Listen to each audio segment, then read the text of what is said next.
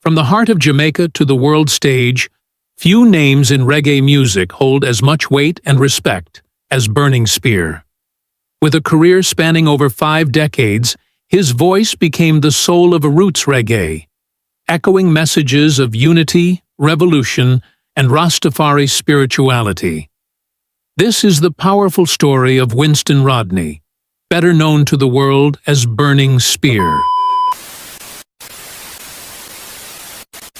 Burning Spear was born Winston Rodney on March 1, 1945, in St. Ann's Bay, Jamaica, the same parish that gave birth to Bob Marley and Marcus Garvey.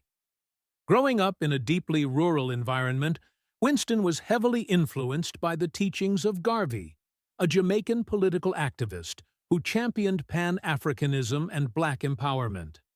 These teachings would later shape Spear's music and worldview. He attended local schools and worked various jobs in the area, including farming and running errands. But beneath it all, there was a growing fire within him, a desire to use his voice to make a difference. In the late 1960s, Winston made his way to Kingston, where he met legendary producer Coxsone Dodd of Studio One. Bob Marley reportedly introduced Winston to Dodd, an event that changed the course of reggae history.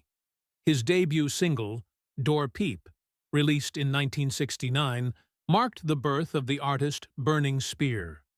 The name was inspired by a Kenyan freedom fighter symbolizing resistance, pride, and strength. The early Burning Spear trio included Winston Rodney, Rupert Willington, and Delroy Hines. They released a string of powerful roots reggae tracks that set them apart from the growing dancehall trend. The 1970s were a golden era for Burning Spear. Albums like Marcus Garvey, 1975, and Man in the Hills, 1976, brought him international acclaim. These albums weren't just music, they were spiritual manifestos.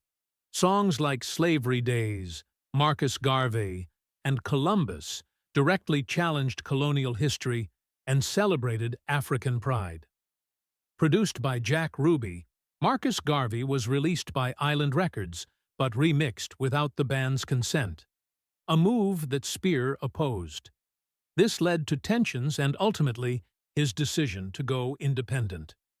He later formed his own label, Burning Music, which gave him total control over his production and message. By the late 1970s, Winston Rodney continued solo as Burning Spear. He performed with backing musicians he called the Burning Band and continued releasing albums like Hail Him, Dry and Heavy, and Fair Over. His global fan base grew steadily, especially in the US, Europe, and Africa. Burning Spear became a staple of major reggae festivals like Reggae Sunsplash and Montreux Jazz Festival. In 1985, he earned his first Grammy nomination, and in 2000, he won his first Grammy Award for Calling Rastafari. He'd win again in 2009 for Jah Is Real, cementing his status as a reggae icon. Burning Spear was never just about music. He was a teacher, a prophet, a revolutionary. His lyrics explored African history, the struggles of the diaspora, the teachings of Rastafari, and the power of self-reliance.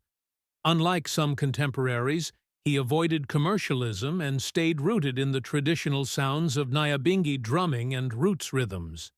He kept his message consistent: freedom, upliftment, and black consciousness. He's often compared to Bob Marley, but Spear himself saw his work as complementary rather than competitive. While Marley took reggae to the pop world, Spear kept it spiritual, ancestral, and raw. In the 2010s, Burning Spear scaled back his tours but never stopped recording. Albums like No Destroyer and Resistance were rumored but not officially released. In 2022, after a hiatus, he made a comeback with select live shows in the U.S., including a memorable performance at California's Sierra Nevada World Music Festival. Even as he aged, his voice retained its power, and his dreadlocked figure remained a towering symbol of roots reggae. Though semi-retired, Burning Spear continued to advocate for Marcus Garvey's recognition as a Jamaican national hero and pushed for deeper awareness of African identity among younger generations. Burning Spear's influence goes beyond music. Artists like Damian Marley, Protoje, Chronix, and Kabaka Pyramid cite him as a key inspiration. He received Jamaica's Order of Distinction for his contribution to music and culture. His albums remain required, listening for those who seek reggae's spiritual core. To this day, Burning Spear's name commands respect, and his music is studied by scholars of African history and ethnomusicology around the world.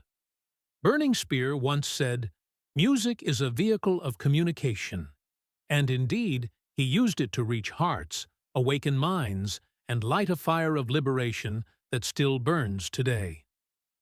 From St. Ann's Bay to the world, Winston Rodney, Burning Spear, remains a true son of Africa, a prophet of reggae, and a voice for the people.